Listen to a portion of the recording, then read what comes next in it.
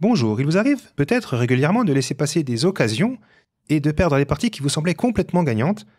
C'est probablement parce que vous ne maîtrisez pas assez certaines techniques, à commencer par les techniques de calcul. Ce sont ces techniques de calcul que je vais essayer de vous expliquer dans cette vidéo. Pour illustrer mon propos, j'ai choisi une partie que j'ai jouée moi-même, dans un tournoi de partie lente contre un joueur classé 1614 Elofid.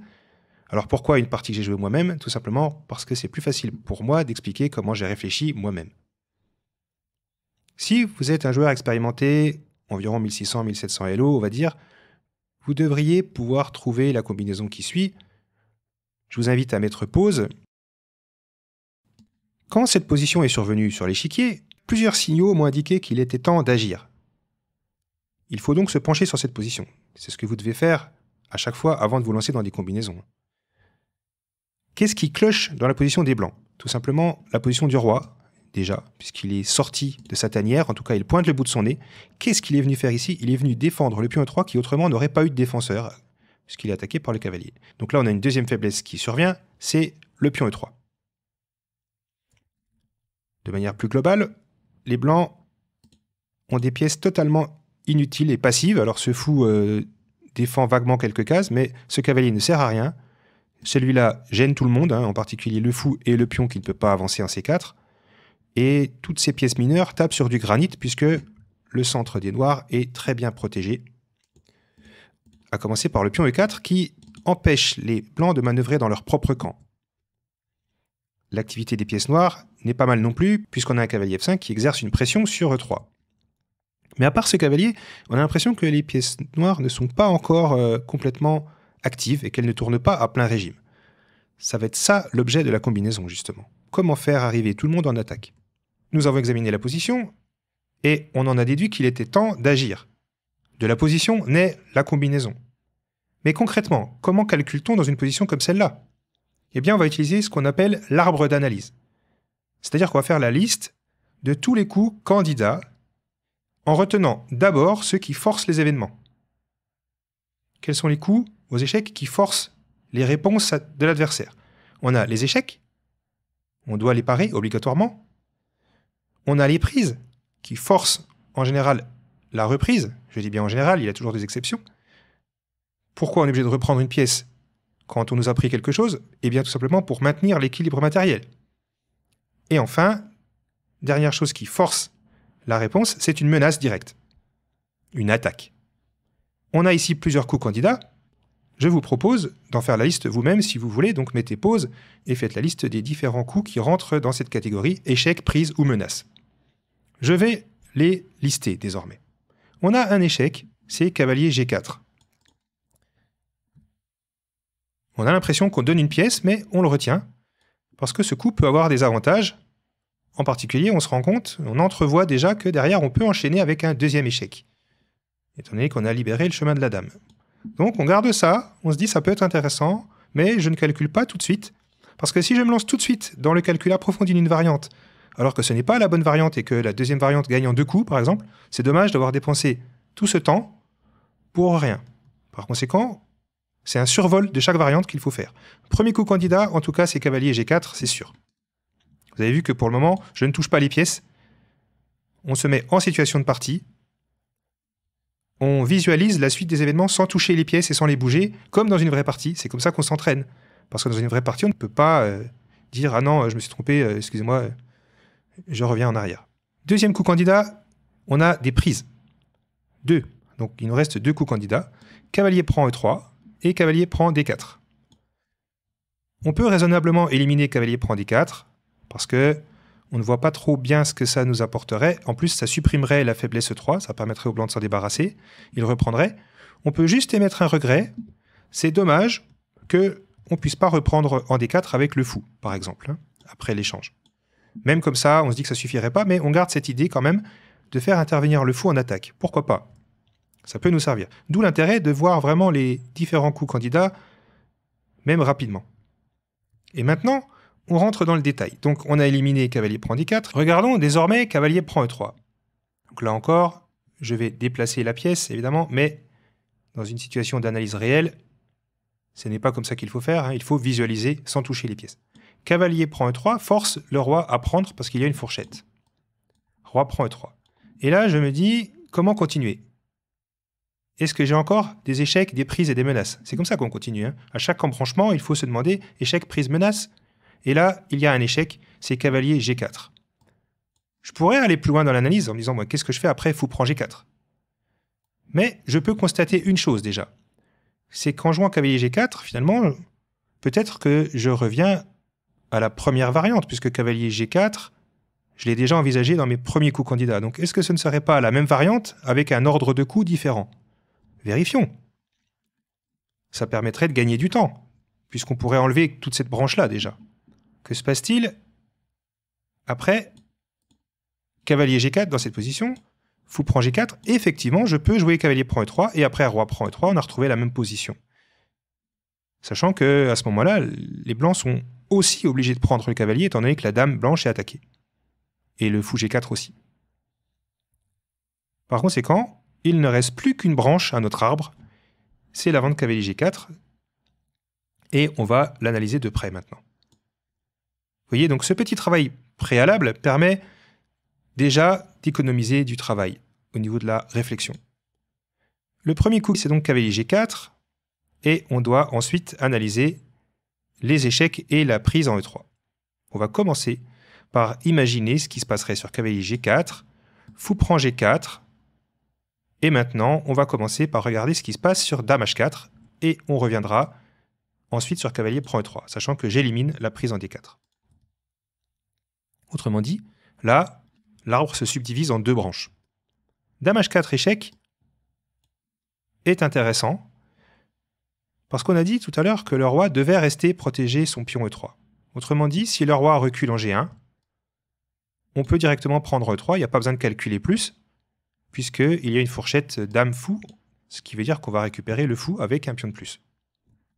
Ça, c'est une variante parachute, ce qui veut dire qu'elle est déjà satisfaisante pour nous donner un gros avantage. En plus, il y a le pion D4 qui traîne, ça a l'air vraiment très bien. Le roi pourrait aller en E2 pour protéger son pion, mais ce n'est guère mieux, parce que le fou est coupé de la dame.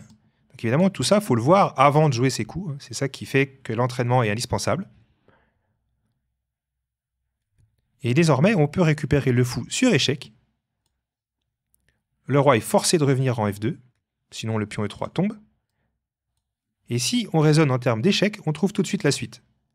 Même bien avant, même au tout début de la combinaison, si on raisonne que sur les échecs disponibles, on trouve. C'est assez linéaire comme arbre, pour le moment. Dame H4 échec. Ah, ça attaque H2. Et le roi ne peut pas venir défendre le pion H2 sans perdre le pion E3. Par conséquent, cette variante gagne un pion. Étant donné que G3, évidemment, perd sur dame prend H2 échec et le roi ne peut plus rester au contact du pion E3, ce qui veut dire qu'on va encore gagner celui-là. Avec sans doute un mat à la clé. Très bien, on a cette variante-là qui est très satisfaisante. Si vous êtes en Zeitnote, qu'il vous reste plus que 5 minutes à la pendule, rentrez dans cette variante sans trop calculer. Ce n'est pas la peine. Et même, j'irais jusqu'à dire une chose, même s'il vous reste du temps à la pendule, eh bien, on va d'abord, dans la position de départ, jouer cavalier G4 tout de suite, pour compléter l'analyse uniquement après. Parce que, concrètement, l'adversaire ne s'y attend pas, normalement, et le temps qu'il reprenne ses esprits, on va pouvoir réfléchir sur son temps à lui. Et ça, c'est essentiel. Je vais réfléchir à la vente cavalier prend E3. C'est ce qui s'est passé dans la partie. Je me dis, j'ai dame H4 qui est déjà très bien, mais est-ce qu'il n'y a pas cavalier prend E3 qui serait mieux? Cavalier prend E3, roi prend E3, et maintenant, on continue l'analyse en pensant aux échecs disponibles, toujours. Échec, prise, menace. J'ai un échec. On peut se dire, ça fait déjà 2 pièces que je donne, je peux en donner une troisième. Eh bien, ce serait le raisonnement d'un joueur environ à 1300, 1400 Elo qui se dit, oula, je ne vais pas investir trop de matériel non plus. Mais aux échecs, le plus important, c'est l'échec et mat. Donc si ce sacrifice nous amène à un échec et mat, ça peut être intéressant de le calculer jusqu'au bout. Alors allons-y, regardons fou prend D4. Fou prend D4 échec. Eh bien, les blancs n'ont que 2 coups candidats. Le premier, c'est de prendre, et le deuxième, c'est de reculer en E2. Mais on a dit tout à l'heure que le roi en E2 coupe la dame de la protection du fou. Donc vous voyez un raisonnement schématique quand même. Hein. On sait que cette configuration-là d'alignement roi-dame n'est pas bon pour les blancs. Et ici, ce n'est pas bon parce qu'il y aurait tout simplement une enfilade.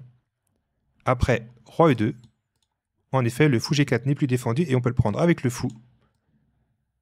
Et le roi et la dame sont alignés. Ce qui veut dire que les blancs seraient obligés dans cette variante de mettre une pièce en F3, autrement dit, de rendre du matériel.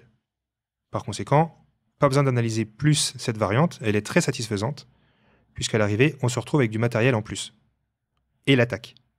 Pas besoin de regarder plus en détail. Par contre, il faut quand même s'assurer que roi prend D4 mène bien au mat.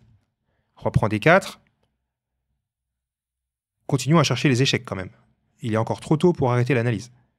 Parce que le roi pourrait encore revenir en E3 et éventuellement se calfeutrer chez lui si on ne fait pas les coups corrects. On a plusieurs échecs. Le bon échec, c'est celui qui empêchera en même temps le roi de venir ici. Par conséquent, on occupe la diagonale ici, avec dame B6. La dame travaille de concert avec les pions qui gardent les cases blanches. Par conséquent, le roi n'a pas le choix. Il est obligé de venir en E5. Et quand j'ai vu ça dans mon esprit avant de jouer le tout premier coup, je ne suis pas allé plus loin.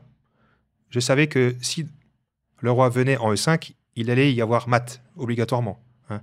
Un roi qui vient comme ça en plein cœur de notre territoire, alors qu'il y a encore plein de pièces chez nous dans notre position, il n'a aucune chance de s'en sortir. Et d'ailleurs, ça se vérifie. Hein. Si on continue à réfléchir en termes d'échecs, on voit bien qu'on peut faire collaborer les autres pièces désormais avec la tour, pour commencer. Tour E8. C'est important que la dame reste pour défendre la case D4, donc ce n'est pas elle qui donne échec, c'est la tour.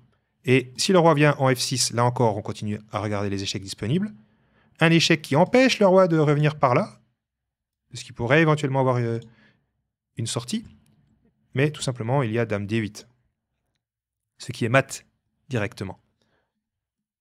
Après tour E8, il reste donc roi D6 à regarder, mais là encore, collaboration des pièces, il suffit de faire rentrer en jeu la dernière tour avec fou prend G4, et après dame prend, on a tour D8 échec qui force dame D7. Et là, on a le choix, mais le plus rapide, c'est tour E6, mat. Donc, quand on voit cette variante sur l'échiquier, bon, c'est sûr, on est satisfait, mais il faut bien vérifier sur fou prend D4, roi E2, il faut compter si on va bien récupérer du matériel. Donc là, c'est la suite de la partie. Fou prend G4 échec, et là, j'avais arrêté mon analyse, parce que justement, j'avais compté que je gagnais bien au moins un pion, tout en ayant encore l'attaque. Mais le pire, c'est que les blancs ne peuvent même pas venir avec leur cavalier, en fait. C'est ça qui est grave. Évidemment, ils ne peuvent pas bouger leur roi, sinon ils perdent la dame. Mais si le cavalier vient en F3, on peut prendre, on menace de prendre en G2, ce qui attaquerait la dame et la tour en même temps. Par conséquent, les blancs sont obligés de prendre. Et le problème, c'est que le roi se retrouve en plein centre, coupé de son aile roi. Il nous reste donc juste à donner un échec et il y aura mat au coup d'après, avec dame E3. Ce qui veut dire que, au lieu de cavalier F3, les blancs sont carrément obligés de donner la tour. Donc ça, je ne l'avais pas vu, parce que je n'étais pas allé jusque-là dans le calcul. Ce n'était pas nécessaire. Donc tour F3, E prend F3, cavalier prend F3, et maintenant, tout simplement, j'ai reculé le fou pour souffler un petit peu et juste laisser les blancs avec une qualité et un pion de moins, avec en plus un roi au centre. La partie n'a pas tardé à se terminer. Donc vous voyez, cet exemple illustre des techniques simples et un joueur expérimenté aura des raccourcis que je vais vous expliquer rapidement. Ces raccourcis sont rendus possibles par l'expérience personnelle du joueur, mais aussi par ses connaissances et les exemples qu'il a étudiés. Par exemple, s'il a étudié cette partie célèbre entre Lasker et Thomas, jouée en 1912 à Londres, il connaît le thème de l'extraction du roi et sait comment procéder pour amener le roi jusque dans son propre territoire. Je vais vous montrer l'exemple de cette partie, mais si vous voulez chercher, vous pouvez, étant donné que c'est un arbre d'analyse long mais très linéaire, où il n'y a pratiquement qu'une seule réponse à chaque fois pour les noirs. Donc je vais montrer cette partie qu'il faut connaître. C'est un classique. Les blancs ici, donc Lasker, ont joué dame prend H7 échec. Sacrifice de dame qui a l'air spectaculaire, mais après la prise du roi, les blancs font ce qu'on appelle un échec double en prenant le fou, et le roi ne peut pas aller en H8, sinon il y a mat directement. Par conséquent, les noirs sont obligés d'entamer une longue marche à travers l'échiquier, et après roi H6, les blancs continuent les échecs en faisant bien attention de forcer à chaque fois la réponse des noirs. Cavalier EG4 échec. Et maintenant, l'arbre d'analyse se réduit à une seule branche qui mène au mat. À chaque fois, il y a un échec qui force une seule réponse jusqu'au mat, et vous allez voir la position finale mérite le détour. H4 échec, roi F4, seul coup. Je pense que maintenant vous pouvez trouver la fin facilement. G3 échec, roi F3, seul coup. Fou E2 échec, le roi n'a pas d'autre case que la case G2. Et maintenant, mat en deux coups, tour H2 échec, roi G1, et la partie s'est finie par roi D2 mat. A noter qu'ici, les blancs auraient pu aussi jouer l'élégant grand roc mat. C'est rare de faire grand roc et de mater en même temps. Quand on a ça en tête, quand on a ce genre d'exemple en tête, dans nos propres parties, on arrive à identifier des thèmes comme l'extraction ici, et à se demander comment on pourrait y arriver. C'est un petit peu ce qui s'est passé dans la partie que j'ai jouée. Quand le roi est venu en F2, j'ai tout de suite senti qu'il y avait peut-être moyen de l'attirer au centre avec un sacrifice en E3, et après je me suis dit ça serait bien de pouvoir continuer avec le sacrifice du fou en D4 une fois que le roi sera ici. Mais pour ça, il faut que je dégage le cavalier. Donc ça a été mon raisonnement au départ. Et puis, je me suis dit peut-être que la variante est inexacte, peut-être que j'ai raté quelque chose. Donc, je me suis mis à analyser cavalier G4 et j'ai trouvé que dame H4 était une très bonne variante de secours en attendant de vérifier que ça fonctionnait. Donc, j'ai joué la combinaison dans un autre ordre de coups en commençant par cavalier G4 qui est plus sûr. Si on pense par schéma, si on pense directement à l'objectif, on va trouver plus rapidement. Je vais évoquer maintenant, brièvement, les limites de la méthode dite de l'arbre d'analyse, qui a été théorisée par Kotov dans un livre désormais célèbre. Eh bien, dans certaines positions, ce n'est tout simplement plus possible, parce que les positions sont trop complexes, et compte tenu des cadences qui sont de plus en plus rapides aujourd'hui, on n'a pas forcément le temps de tout calculer. Il faut donc être pragmatique, et se dire qu'après tout, dans certains cas, on peut simplement jouer un coup qui améliore notre position sans nous lancer dans une combinaison peut-être un petit peu spéculative, un petit peu risquée. Et ça a été rappelé dans un livre récent qui est très bien, qui s'appelle « Les secrets de l'efficacité aux échecs » de John Noon. Donc je vous renvoie au chapitre qui concerne justement le calcul. John Noon explique aussi qu'il faut non pas épuiser chaque branche de l'arbre, puis aller à la deuxième branche et ensuite à la troisième branche, par exemple, mais qu'il faut d'abord survoler ces différentes branches pour les évaluer chacune et surtout évaluer le temps nécessaire pour calculer. Si on estime qu'il va nous falloir trop de temps, peut-être qu'en 2 ou 3 minutes, on peut déjà décider de jouer autre chose. Et là, beaucoup de joueurs éviteraient de se mettre en side note. Je pense que vous connaissez tous autour de vous, dans les clubs en particulier, un joueur qui se met en danger parce qu'il veut absolument trouver la vérité sur l'échiquier et il dépense un temps vraiment fou à calculer des variantes improbables. On reviendra dans d'autres vidéos sur des exemples justement un petit peu limites où on se demandera quand est-ce qu'il faut calculer et quand est-ce qu'il ne vaut mieux pas calculer.